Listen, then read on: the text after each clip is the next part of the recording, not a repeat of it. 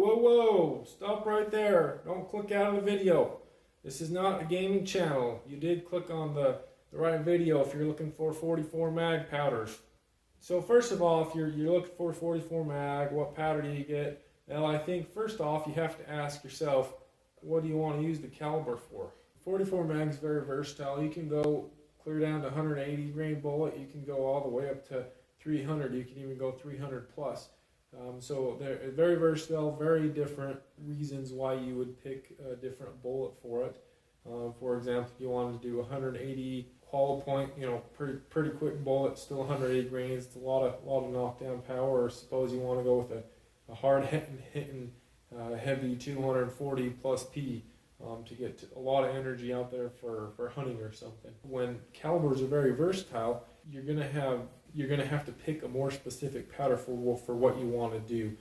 Generally, when you have big bullet grain weight differences, heavier bullet, it's going to perform much better with a specific powder. And if you go to a light bullet, it may perform horrible with that same powder. You might have to go to a faster burning powder for that lighter bullet when calibers have such versatile bullet weights. So that is one thing to keep in mind, especially with the 44 mag, is what grain of bullet are you thinking of shooting. Also, when you're looking at reloading data, if you're not entirely sure what grain weight, or you kind of want to keep your options open, you look at several different grain weights and see if there's a powder in common. And for example, I know IMR H110 is in several different bullet weight loads data, but that doesn't necessarily mean that it's going to shoot well. I know I've tried it in 180 grains and it didn't work very well at all, so you do have to be leery of that. But if you look at the numbers, you've done your research before, you could probably find a powder that would work pretty well in a bunch of different bullet weight. Now, I know some people outload 44 mag, and I've actually done some loading with this one before.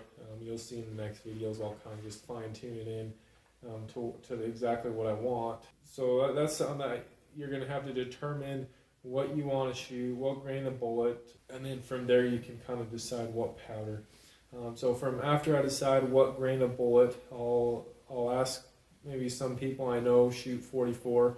What have you done with your 44 mag? What grain of bullets do you end up shooting? Have you tried other grain bullet weights? What powders have you tried that have worked good? It's just all kinds of things, trying to get a feel for it.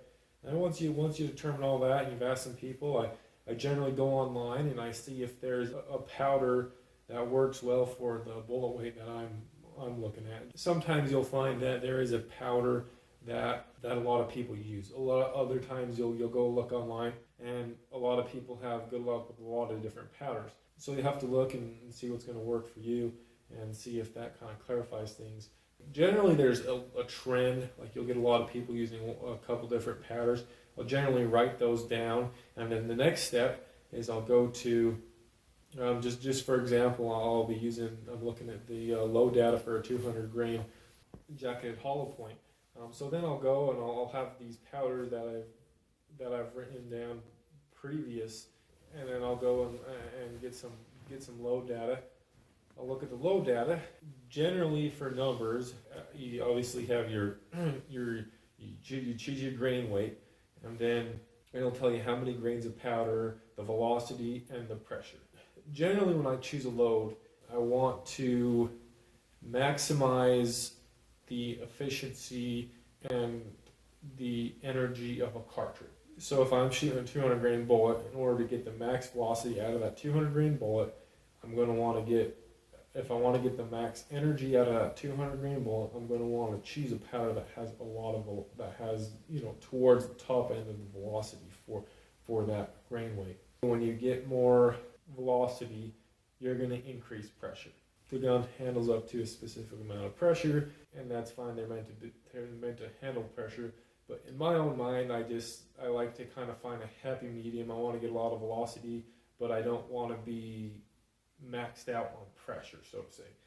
And sometimes the powders won't allow that. Sometimes if you want the max velocity, you're going to just have to deal with that max pressure. as you can see on the loads here, IMR 4227, these top 4 powders here with the 200 grain bullet, they have the most velocities. And then you go to the pressure, and you see the pressure is pretty close to the same on all these loads with the higher velocities. Now, Lil Gun is an exception. It's just a hair slower, but you've got less pressure. You've got about 1,400 CUPs less pressure. And 1,400 out of 36,000, that's not a huge deal. So I base my decision off of the pressure, but it's good to look at.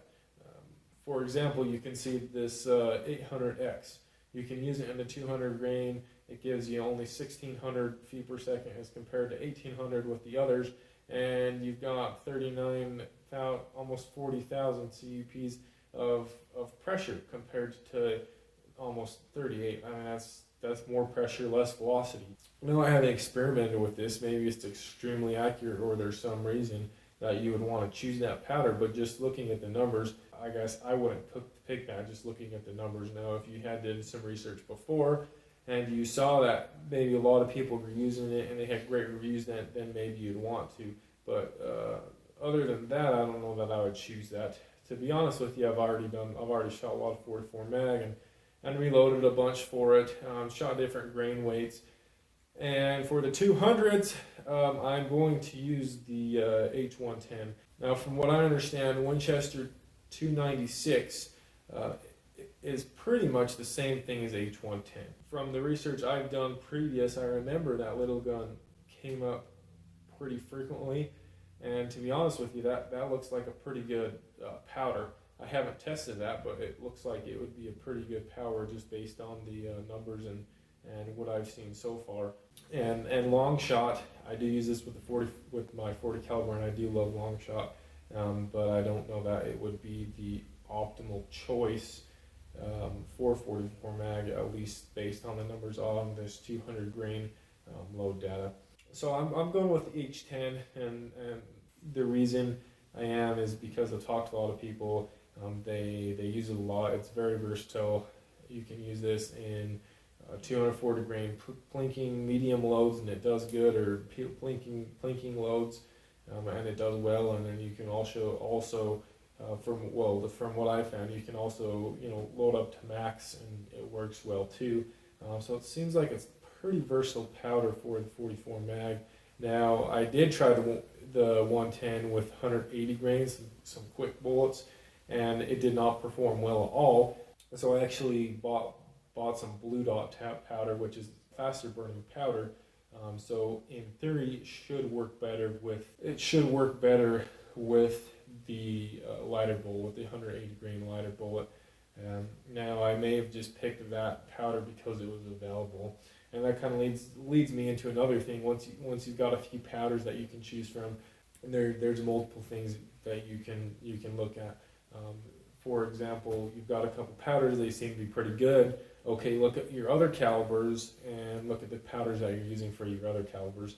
Is one of these powders the same as a powder that you use for a different caliber? Best example, but I use long shot in my 40.